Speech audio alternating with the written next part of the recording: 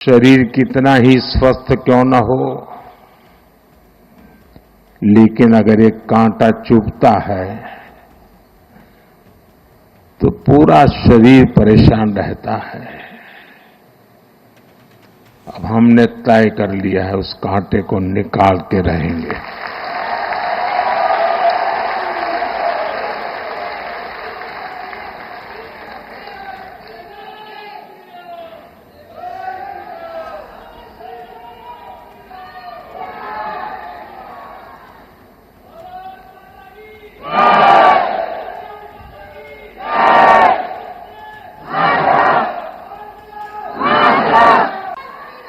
साथियों,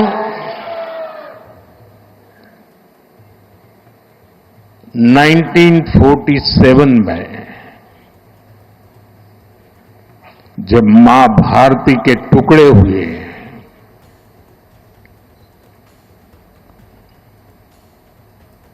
कटनी चाहिए थी तो जंजीरें, लेकिन काट दी गई भुजाएं। देश के 3 टुकड़े कर दिए गए।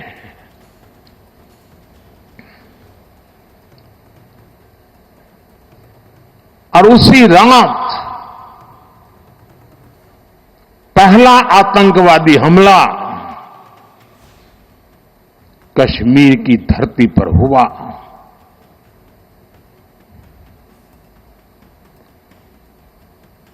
मां भारती का एक हिस्सा आतंकवादियों के बलबूते पर, मुजाहिदों के नाम पर पाकिस्तान ने हड़प ले लिया।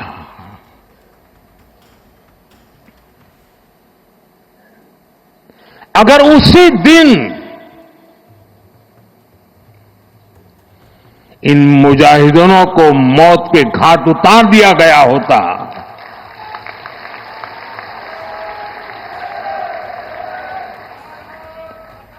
और सरदार पटेल की इच्छा थी कि पीओके वापस नहीं आता है तब तक सेना रुकनी नहीं चाहिए, लेकिन सरदार साहब की बात मानी नहीं गई और ये मुजाहिदीन जो लहू चख गए थे, वो सिलसिला 75 साल से चला है। पहलगाम में भी उसी का विकृत रूप था। 75 साल तक हम जेलते रहे और पाकिस्तान के साथ जब युद्ध का नौबत आई, तीनों बार भारत की सैन्य शक्ति ने पाकिस्तान को धूल चटा दी।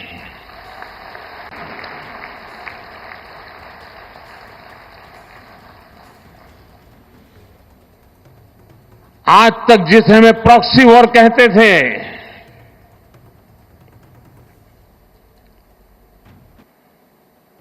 6 मई के बाद जो दृश्य देखे गए,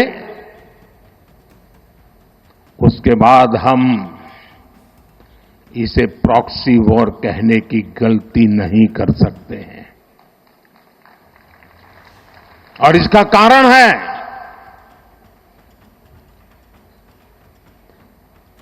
जब आतंकवाद के 9 ठिकाने तय करके 22 मिनट में, साथियों 22 मिनट में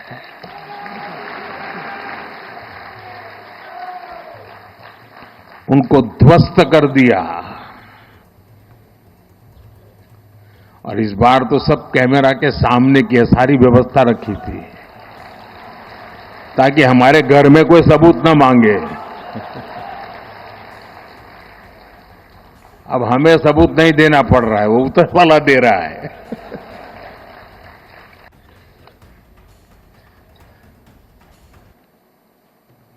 और मैं इसलिए कहता हूं अब ये प्रॉक्सी वॉर नहीं कह सकते इसको, क्योंकि जो आतंकवादियों के जनाजे निकले 6 मई के बाद जिनका कत्ल हुआ, उस जनाजे को स्टेट ऑनर दिया गया पाकिस्तान में। उनके कॉफिन पे पाकिस्तान के झंडे लगाए गए, उनकी सेना ने उनको सैल्यूट दी। ये सिद्ध करता है कि आतंकवादी गतिविधि प्रॉक्सी वॉर नहीं है, ये आपकी सोची समझी युद्ध की रणनीति है।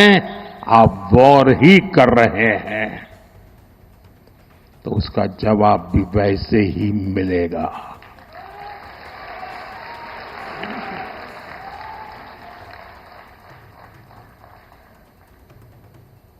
हम अपने काम में लगे थे, प्रगति के राह पर चले थे।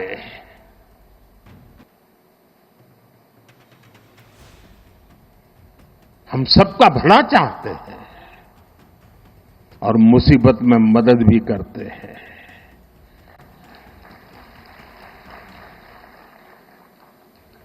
लेकिन बदले में खून की नदियां बहती है।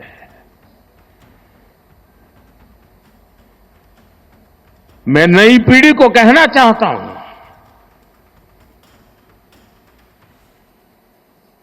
देश को कैसे बर्बाद किया गया है। 1960 में जो इंडस वाटर ट्रीटी हुई है, अगर उसकी बारीकी में जाएंगे तो आप चौंक जाएंगे। यहां तक तय हुआ है उसमें कि जो जम्मू कश्मीर की अन्य नदियों पर डैम बने हैं, उन डैम का सफाई का काम नहीं किया जाएगा, डिसिल्टिंग नहीं किया जाएगा, सफाई के लिए जो नीचे की तरफ गेट है वो नहीं खोले जाएंगे। 60 साल तक ये गेट नहीं खोले गए और जिसमें 100% पानी भरना चाहिए था, धीरे धीरे इसकी कैपेसिटी कम हो गई, 2%, 3% रह गया। क्या मेरे देशवासियों को पानी पर अधिकार नहीं है क्या? उनको उनके हक का पानी मिलना चाहिए, नहीं मिलना चाहिए क्या? और अभी तो मैंने कुछ ज्यादा किया नहीं है।